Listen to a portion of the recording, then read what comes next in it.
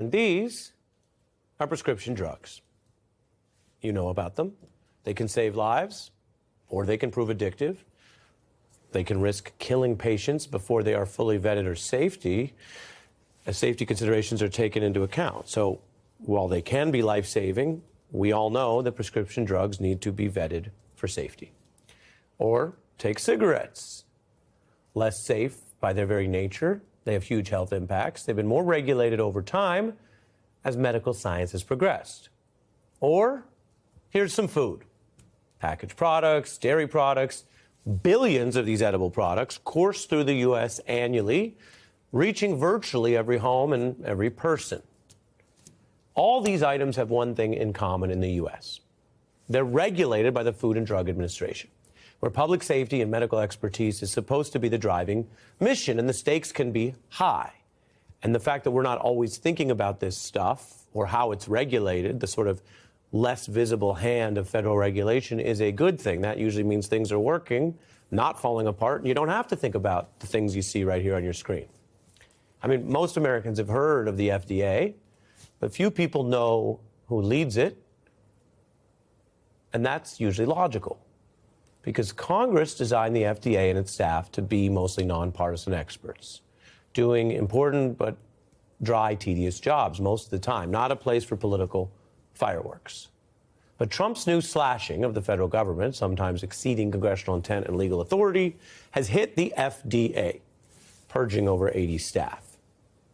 The FDA's chief now resigning in protest, which is why I showed you a couple photos to remind us all of the real-world stakes here, blowing the whistle that the firings demanded by the Trump administration had no rational plan, no findings of concern or evidence of waste or fraud, objecting to Donald Trump's indiscriminate firing of over 80 FDA staff and experts. And this is amidst the sharpening backlash and protests to Trump and his partner, Elon Musk's effort to cut and gut the federal government. So now we're hitting the nation's food safety. And a sign of how this is working, the FDA also says it accidentally, under these rush demands, had to fire people working right now on bird flu, which they're now calling an accident and trying to rehire them. Accident may be a generous term if the whole thing is, as the FDA chief said, completely indiscriminate to begin with. It's not just an accident, it's that you didn't have a discriminating or serious plan to begin with. You did not discriminate between the people working on the emergency bird flu problem and maybe the other people who are relevant but not working on an ongoing emergency basis. They did not do that discrimination, according to the FDA chief, about the Trump cuts. Meanwhile, we have the resignation of a top Social Security official after objecting to what could have been unlawful efforts by Musk to seize sensitive financial and health data on over 70 million Americans. So the concern about food safety collides with the reliability of seniors' expected checks, which again goes to everyone's safety and well-being. One veteran of that office warning the cuts could risk an interruption in benefits that could hit millions.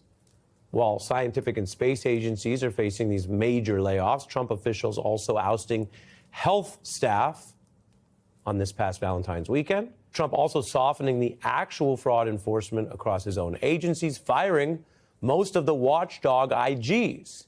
Now remember, like other things in government, you might not think about the IGs that much day to day, but these are the watchdogs that patrol waste, fraud, abuse, and misconduct. They're the empowered investigators who literally do the work, and they have just been ousted like so many other staff, which gives away the game. Musk has also been caught making up examples of spending fraud when he couldn't find it, at least over the last 3 weeks in his new experimental government role.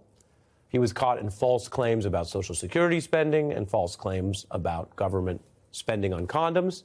We're not going to repeat the entirety of the false claims on this newscast, just as we don't use his chosen acronym for his efficiency group, which promotes crypto he holds. He named it after that acronym, hoping that everyone would, and many people do, just repeat it. Marketing, business, that's something he apparently still knows how to do. But his role running that group is also facing pressure in court, which brings me to the Alice in Wonderland of it all tonight. Courts are one place that could swiftly limit Musk. They can issue rulings that limit whether federal workers listen to him at all. And so now Trump's lawyers are making an Alice in Wonderland-style argument, trying to outrun any court problems for themselves. So they're literally claiming in a new filing that Elon Musk is not running the efficiency group that he runs, saying Musk is not technically part of it at all, the White House saying in court papers. Well, that's technically false and literally false. But this odd denial today, I don't know if you've heard about it yet, actually shows how the heat is getting to Musk and the Trump White House, because their strategy has been to have Musk effectively run or shape large parts of governing without the rules that apply to even seemingly less important people than Musk right now, like the cabinet members. Now, we've reported on this ploy. If you remember, I told you that this was all part of a strategy to protect Musk as much as they could while he does whatever he wants. This new filing today adds confirmation about that tactic. Trump's lawyers are claiming, I mentioned the article, here's what they actually say, quote, Musk is a senior advisor to the president, not the administrator of that advisory group. Trump's lawyers need to claim that Musk's role is very small, that he's not doing what he's actually doing.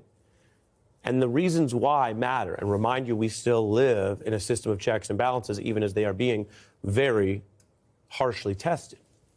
They need to claim his role is small or that he doesn't do what he's actually doing, because if the courts were to find that Musk's role was large enough and he's essentially an agency administrator or essentially a cabinet member, then the courts could force him to follow the rules of other officials, from transparency to arm's length divestment from his companies, which, knowing Elon Musk, he'd have to then choose rather than having it both ways right now. He might just choose to stay involved with Tesla and his other companies and drop this whole thing. But those kind of court orders would mean, if they were against Trump and Musk, federal officials, employees wouldn't listen to him. Right now, you've seen the push and pull of people saying, well, I guess if he has this role and he's reporting into the president, I guess they have to listen to him. And we haven't been tested like this, not by an outside, super rich billionaire advisor official.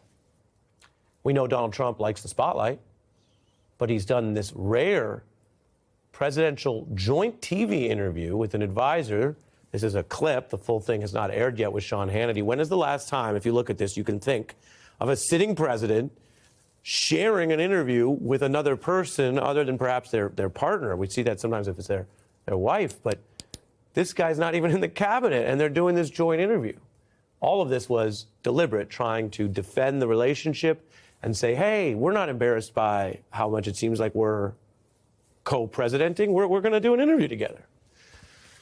But there are signs of pressure and cracks, particularly when the White House is putting out legal filings that contradict what the president says. People may be used to it. Some people may be cynical. But even over at Fox, the reporters were trying to ask how to square this, asking the White House secretary why the White House filing contradicts what the president said. Caroline, could I ask you for a clarification? It seems there's being a lot made of what Elon Musk's role is actually at Doge. The president has introduced him as the head of Doge multiple times in interviews, yet there's this affidavit that we've been able to get our hands on here that it contradicts the White House claim that he's the head of Doge. This affidavit actually says he doesn't work for Doge at all. So what is his role at Doge? Sure, I'm happy to clarify. Elon Musk is a special government employee here at the White House, serving at the direction of the President of the United States, Donald Trump. Elon Musk has been tasked with overseeing Doge on behalf of the President, and Doge employees. Now, that statement there was fact-checked, largely true. They have called him a special role employee, which is designed to get him certain loopholes. And other administrations have done that, but never with someone trying to exert this much power. And then you heard her say it. He's running Doge, what they call it. So either Musk is in charge, as Trump in the White House says, or he's not, as Trump's lawyers say, even as they do this joint promotion. And their shared agenda on government cuts is facing mounting protests. A president who seems to know he needs things from this other person, the richest person in the world, who wields one of the most influential digital platforms ever created, because he bought it. He had enough money plus investors and banks to do that. But it is also not just about those two people. It's about another 335 million people, the population of our country, whose very lives and safety can be impacted by those two people's decisions and attempts to gut federal government protections in ways that the two of them did not admit in their boisterous campaign appearances. Do you wonder why these voluble people, these loud people who talk so much, who are effective at PR on TV, online, or whatever new mediums emerge, who've said so many words across hundreds of speeches and thousands of tweets, why they didn't explain the actual full plan that we are now living through? And is it shaping up to be helpful for the people, even for some of the people, like their voters? Or is it more helpful to just themselves? I've told you, we are in an interesting period now. Campaigning is over. The votes are in. So now we get back to civics and governing, and we find out that some of the people who may have been effective at campaigning are incompetent at governing. Twice this week we've had to report on key staff in important projects who were fired and rehired in a day.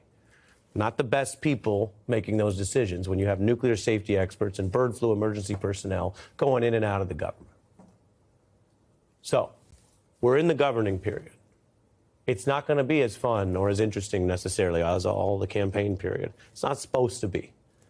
And it's not about just counting the past votes. It's about what we in civic life, society, and the fact-based reality community do with what we're living through.